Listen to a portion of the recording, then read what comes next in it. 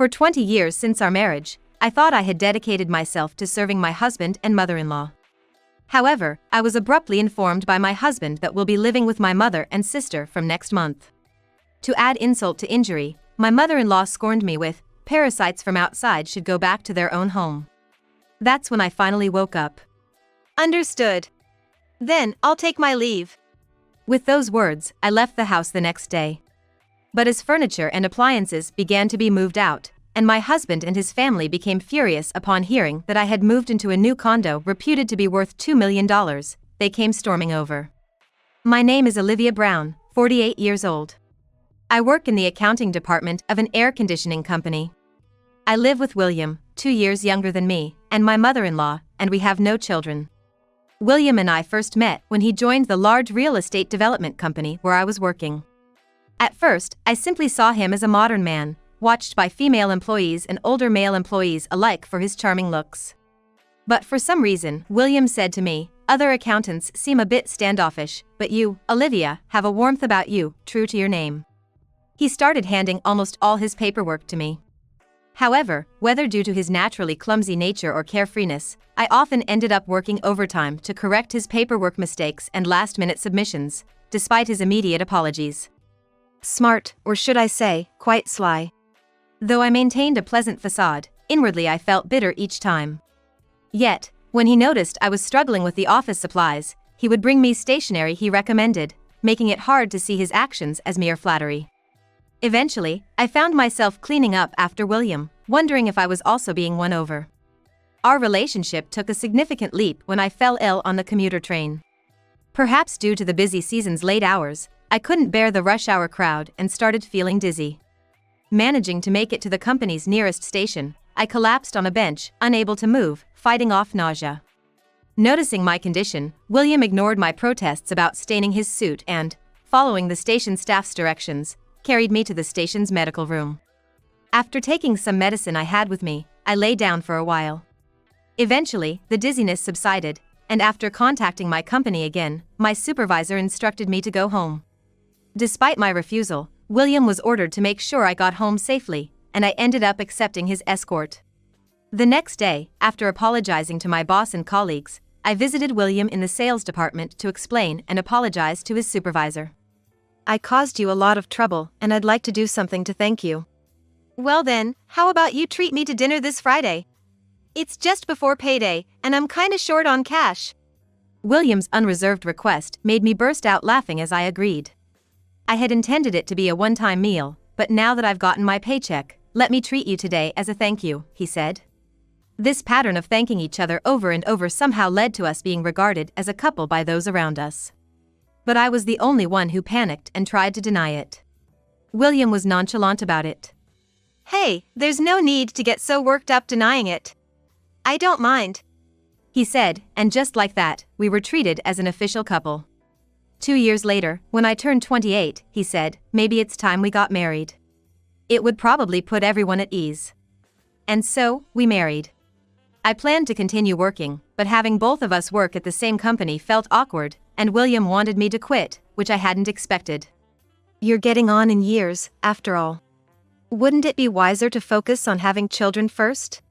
he said, and even my mother-in-law strongly suggested the same, leading me to resign.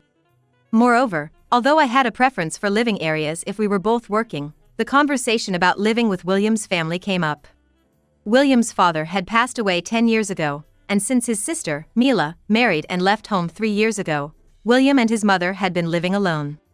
While I expected us to live together eventually since William is the eldest son, the idea of starting right away was daunting. But when it came to William moving out, his mother was vehemently against living separately, fearing she'd be left alone. I was persuaded that it would save on rent, and so we began our life living together at the same time as we got married. Life was peaceful at first. My mother-in-law, a graduate of a prestigious university who married an elite man from her workplace, took pride in Mila, who had also married well. To William, however, she seemed less interested, despite him being her eldest son. Mila, living about 30 minutes away by train in a condo, often begged her mother to help with household chores.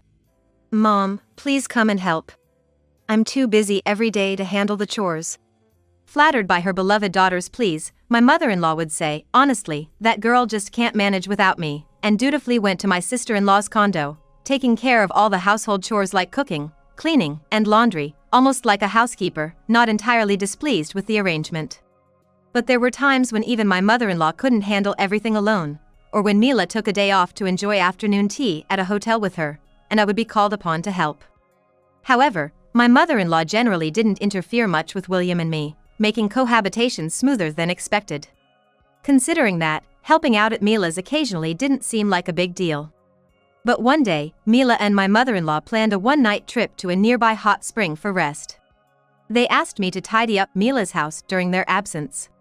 They said it would be bad to inconvenience the husband while they're away, so could you clean and do the laundry, and prepare some meals in advance?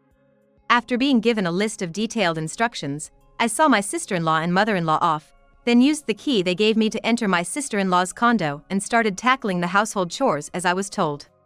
I efficiently completed the cleaning, laundry, and ironing. But when it came time to store the side dishes I had prepared at my in-laws' house in the fridge, I remembered being told, "Make sure to chill my husband's favorite brand of beer. Otherwise, he gets in a bad mood." However, when I checked the fridge, there was not a single beer bottle. Instead, it was filled with mineral water and beauty drinks Mila drinks every night. I should have checked before going shopping, I muttered to myself, but it was too late. Reluctantly, I went to the nearest supermarket, but they didn't carry the specified brand of beer. My brother-in-law's preferred beer was a Belgian brand, not as readily available as domestic brands at any supermarket. Initially, I thought, if this store doesn't have it, another surely will. However, after visiting nearby supermarkets and chain drugstores that also sell food, I couldn't find the specific brand anywhere. At the time, map apps weren't widely used, and I was unfamiliar with the stores around my sister-in-law Mila and Owen's condo area. Despite my rushing around, time passed without success in finding the beer. Resigned, I hailed a taxi to the nearest department store and finally found the beer in the liquor section of its basement. By the time I returned to the condo, it was nearly 5 p.m. Just as I thought to put the beer in the fridge and head home, I saw Owen standing in the living room. "Owen, you're home early." As I said this, I began to tidy up the apron and the bag of food storage containers left on the living room sofa, but then Owen confronted me, asking, "What's all this about?" My wife told me we had hired someone to take care of the house.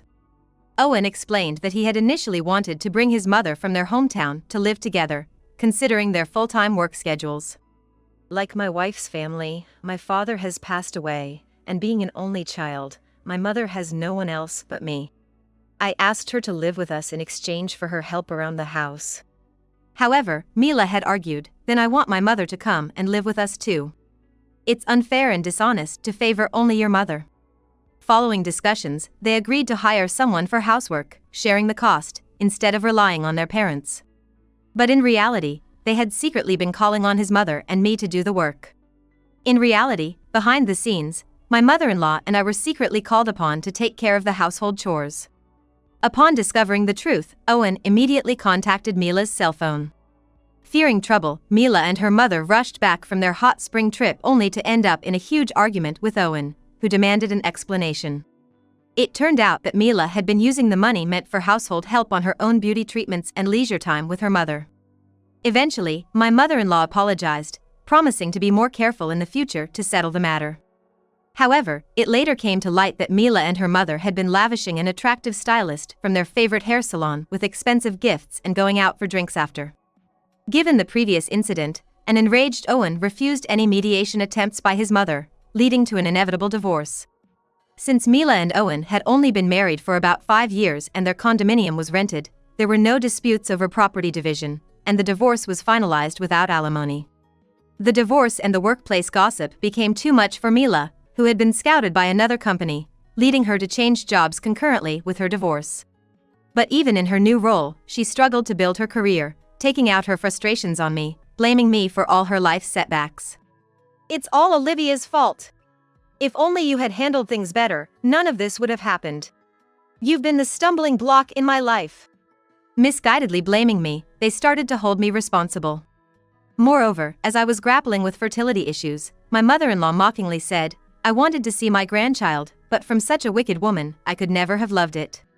Maybe it's for the best. Overwhelmed by the injustice, I couldn't help but cry. What shocked me more was William's reaction to my tears. If you're going to cry and regret your sins now, why couldn't you have just done what my sister and mother said? I'm the one who should be crying because of your mistakes.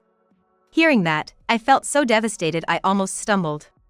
Because William's words meant that, despite everything, he genuinely believed it was all my fault. Essentially, there was no one in this house on my side. Realizing this, I immediately thought of divorce, but having quit my job to become a full-time homemaker, mentioning divorce wasn't something I could easily do.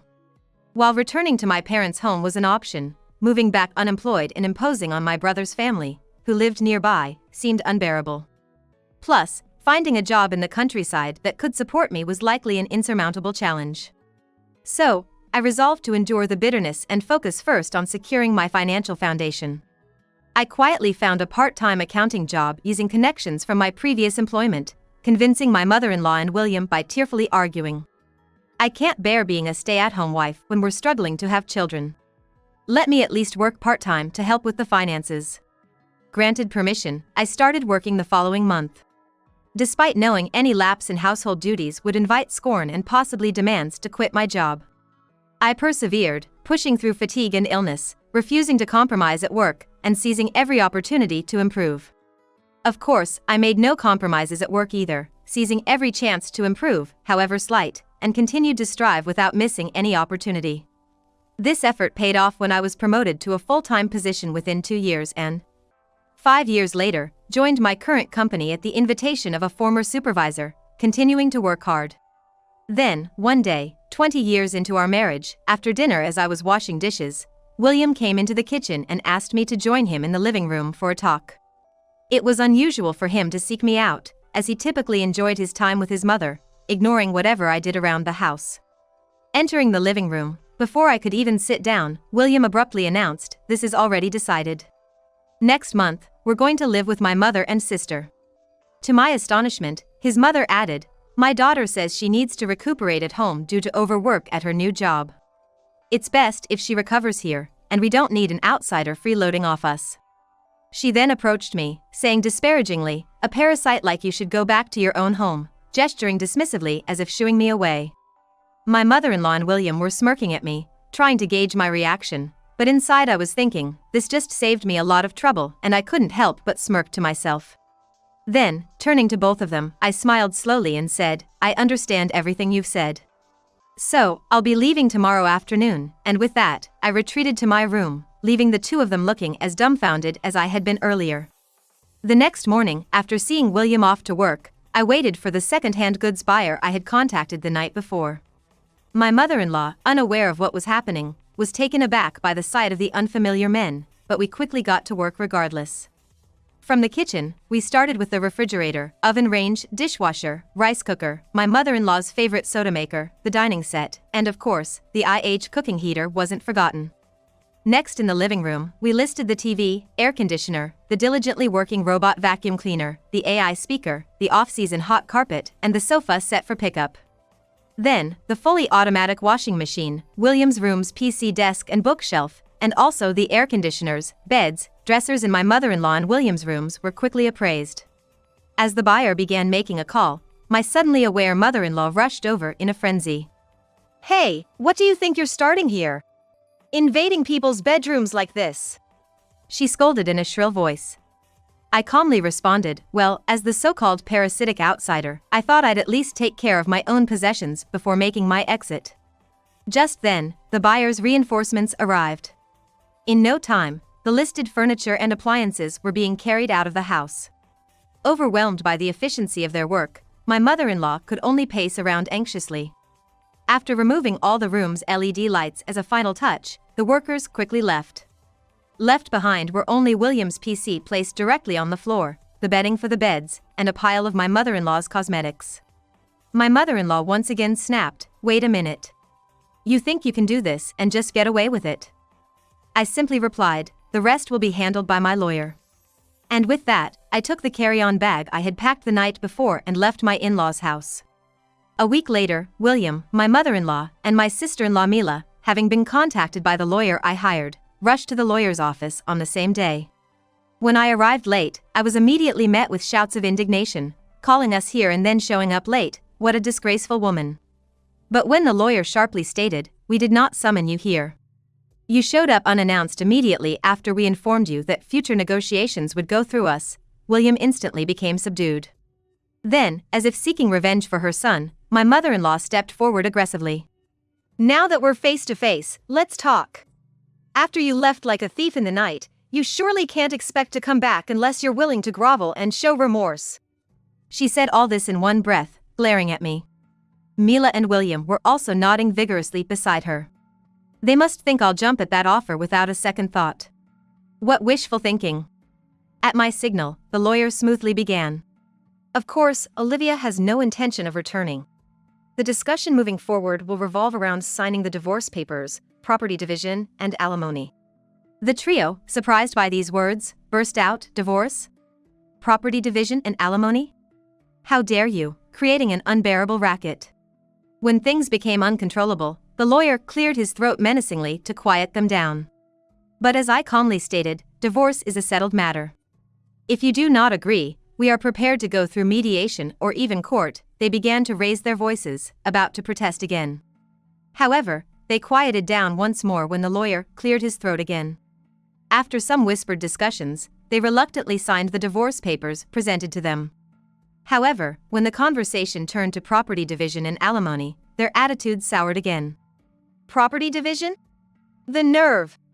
You were just leeching off William with your petty part-time earnings. I should be the one receiving alimony for having to deal with such a failure of a wife. I won't pay a dime." They began to hurl insults. That's when I pulled out the last 5 years' household budget and copies of the bank statements I used for managing expenses. Initially, William and my mother-in-law didn't understand what was going on, but as the lawyer explained with the copies in hand, their faces grew pale. It turned out I had been the one covering nearly all living expenses, amounting to about $6,400 a month over the last 5 years. "Impossible. I've been contributing $3,000 a month to our finances." William protested, but against his $3,000, the monthly repayment for his and my mother-in-law's credit cards was nearly the same at $2,840, effectively making his contribution null. Effectively, even though money was deposited from the salary account, it just went in one side and out the other. In exchange, the $6,400 deposited from my salary account was merely covering the remodeling loan, William and the mother-in-law's credit card loans, groceries, utilities, and all appliance loans. For the past 5 years since Olivia took the position of accounting manager at her current company, she has been redirecting almost all of her income to the household expenses. The total amount comes to about $380,000. To call someone who has contributed so much a parasite, isn't that quite the treatment? The three of them were flipping through the copies with wide eyes, but what the lawyer stated was an undeniable fact. Realizing their disadvantage, the mother-in-law suddenly softened her tone. "Hey, Olivia, we were once wife and husband, mother-in-law and daughter-in-law, and sisters-in-law. Shouldn't we stop fighting and peacefully go our separate ways?" Her voice was smooth as silk. Sensing victory, I replied, "Indeed. Besides, I impulsively sold all our furniture and appliances the other day. Let's both act like adults and part ways amicably." Saying that, I asked the lawyer to draft the divorce agreement. We explicitly stated in the agreement that both parties would waive rights to property division and alimony. Additionally, to ensure everything was ironclad, we went to a notary office to have the agreement officially notarized, then parted ways with a handshake, ending our 20-year marriage. However, that wasn't the end of the story. 2 months later, my phone was bombarded with messages from the mother-in-law and William on the only social media account I hadn't blocked them on. Initially, I ignored them, but the incessant notifications became unbearably annoying. Hearing they were even showing up at the lawyer's office demanding to see me, I decided to meet them one last time to officially end this chapter. I arrived a bit early for the scheduled meeting, but William and the others were already there. Seemingly more agitated and poorly dressed than before. Upon seeing me, William immediately barked, "Is it true you bought that luxury apartment by the station that costs over $1 million? I did choose a property not affiliated with William's company, but as they say, a snake always finds its path. They must have heard about it from somewhere." And then the mother-in-law also raises her voice in anger, supporting William. Where did you hide such money? If it's property acquired during the marriage, it's supposed to be communal property, you cheater. Good grief, what a noise. I reminded the two, who were agitated, of the existence of the notarized documents stating that we had mutually agreed to renounce our property division. It seems they had completely forgotten anything inconvenient to them.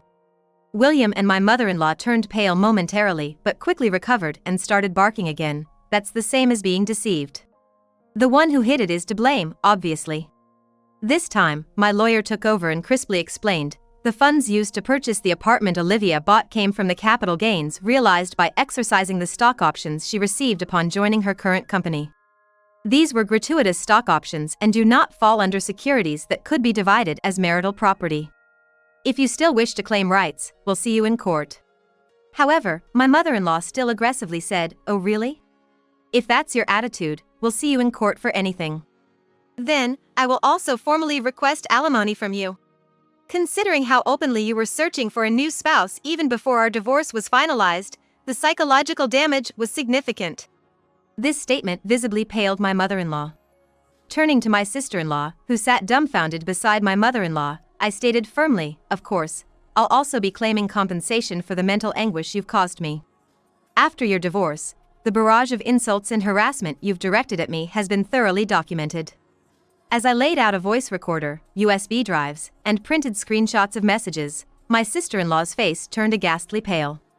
For the final blow, I smiled sweetly and said directly to my sister-in-law, "By the way, you're familiar with Amelia Williams, aren't you?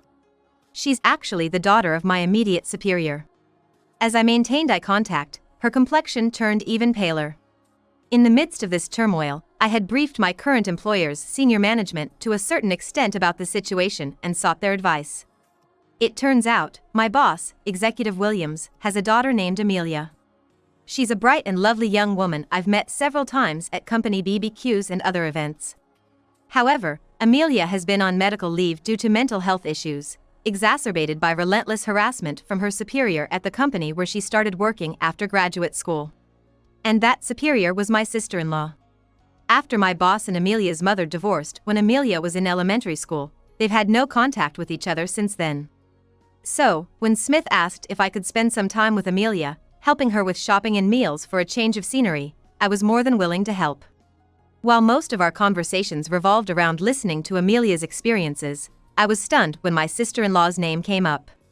At the same time, I found out that my sister-in-law's supposed medical leave was a complete lie. In reality, her treatment of Amelia had become a problem at work, and she was under a home standby order. This was bad news. I had to rush into preparing for a divorce as soon as possible.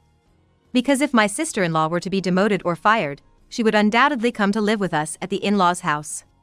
Then, it was clear that I would be put in an even more difficult position, both financially and mentally.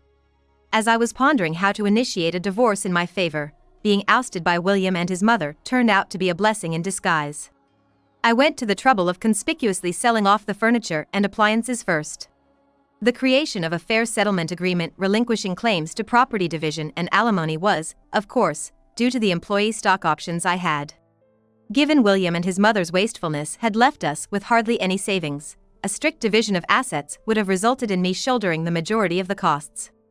And without any substantial assets, winning an alimony judgment would guarantee nothing. Hence, it was necessary to play up the living expenses card before waiving the property division to make sure I came out on top. Finally, William, his mother, and his sister came to realize everything. The foolish trio, who thought they could continue their lives as usual without me, the parasite, and not need anything else, trudged away with their shoulders slumped. The downfall of the three of them afterward was severe. Following my eviction, the mother wasted no time in spreading word among friends, relatives, and even mere acquaintances that despite not showing us our grandchild's face, she insists on working part-time. I'm determined to cut ties with such a daughter-in-law and my son. She didn't stop there but also hinted, "So, if you happen to know any suitable young ladies, I'd very much like to arrange a meeting for my son." Of course, among those approached, people with good sense reportedly sneered behind the mother-in-law's back, saying, "Even so, looking for the next partner before even divorcing the current wife? Isn't that absurdly out of touch? Moreover, to impose such conditions, how highly does she think of her son?" The conditions that the mother-in-law set for William's ideal wife were outrageous. Firstly, she must be in her early 20s. Anyone older would have too much of society's stench on them, starting all that nonsense about equality in marriage, right? She supposedly blurted out. This alone was shocking enough, but the mother-in-law's rampage didn't stop there. Of course, she'll have to sever ties with her own family, but before that, we'll need a pre-transfer of inheritance, so some wealth and financial power are necessary. And, can she be checked by a doctor beforehand to ensure she can bear children? She went on, causing listeners to recoil in horror. And without noticing the cold stares around her, she concluded with, and naturally, being tall, stylish, and beautiful is a given, so please take care of that. Not surprisingly, no suitors came calling to the mother-in-law's door, and out of desperation, she bombarded people with calls and messages asking for matrimonial prospects. But she was either politely refused with "unfortunately, we don't know anyone who meets those criteria," or simply ignored. Eventually, as the saga of the divorce spread from relatives to friends and neighbors, they became the subject of whispers, labeled as the shameful mother and son. Having behaved arrogantly until then, the harsh judgment they now faced was too much to bear, leading to them shutting themselves in at home, avoiding the outside world. From inside their house, the mother-in-law's screams, shouts, and the sound of breaking dishes started to be heard frequently, becoming the subject of gossip. Previously, whenever frustrated, the mother-in-law would take it out on Olivia or dissipate it through wasteful spending. Now, without Olivia as a scapegoat and unable to indulge in shopping or short trips for stress relief, she might be lashing out at home. Meanwhile, William had been dumping all household financial responsibilities on me since we got married. He seemed to have no clue about managing finances. Even after the lawyer explained it clearly, he arrogantly assumed, if she could come up with the living expenses, then I can easily do it too if I set my mind to it. However, my mother-in-law and sister-in-law, who were supposed to take over the household chores for me, just abandoned everything, finding it too bothersome. Meals were all either delivery or ready-made from the department store's basement, and they only relied on housekeeping services for cleaning and laundry. Everything else was just as you'd expect, leading to a financial breakdown in just 2 months. The credit card I had given my mother-in-law for living expenses was quickly confiscated, and meals were reduced to toast and coffee for breakfast, instant noodles for lunch, and discounted items for dinner. Laundry was done all at once only when they ran out of clothes to wear, and cleaning was done only where it was visible. It's likely that the consequences of a nutritionally unbalanced and unsanitary lifestyle caught up with him. William, who was once praised for looking younger than his age, gained an unhealthy amount of weight, his skin broke out, and his hair became greasy, losing his once handsome aura. Apparently, he became unsuitable for his client-facing sales role due to his uncleanliness, leading to a barrage of complaints from clients. As a result, he was moved to a back-office job, his salary was cut, and he started sending emails and calls to the lawyer saying, "I've seen the light. I was deceived by my mother and sister. I want to cut ties with those toxic relatives and start over." But as per our previous agreement, the lawyer firmly refused any communication, warning that any attempt to approach my workplace or new home would be reported to the police, effectively ending any further contact. Amelia, the other key player in this saga, was furious upon hearing everything from me, exclaiming, "What is that all about? I thought Mila might have learned something from our situation." Blaming her divorce on Olivia and continuing such harassment, she really is that kind of person at heart. After contacting her company, where she had been on leave, to express her intention to resign, she was called in and asked about the reasons for her decision. There, Amelia declined by saying, "This is a personal matter and doesn't directly relate to company operations." However, she then went on to spill everything about this incident to human resources and administration. After ensuring that those present were taken aback by her story, Amelia stated, "Even regarding my own situation, there must have been areas where I was not perfect. I had hoped we could come together, learn from each other, and strive for the company's betterment if there was genuine remorse. However, I cannot see that happening." She firmly declared this before submitting her resignation, adding, "Working under her again would be a mental health hazard for me." Amelia smoothly transitioned into resignation. She was able to find a new job at a competing company that allowed her to work remotely until she fully recovered. Inside her former company, everyone was reportedly shocked to learn that Amelia, who had been on leave, suddenly resigned. Rumors circulated that the reason for her resignation was the continuation of Mila's harassment even outside the company, leading to an uncontrollable situation.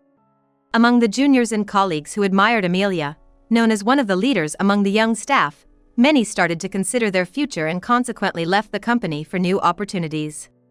Seeing the significant loss of promising young talent, the company's senior management hastily convened discussions and reportedly issued a final ultimatum to Mila, stating, "After your home standby period is over, you will be transferred to a subsidiary in another state.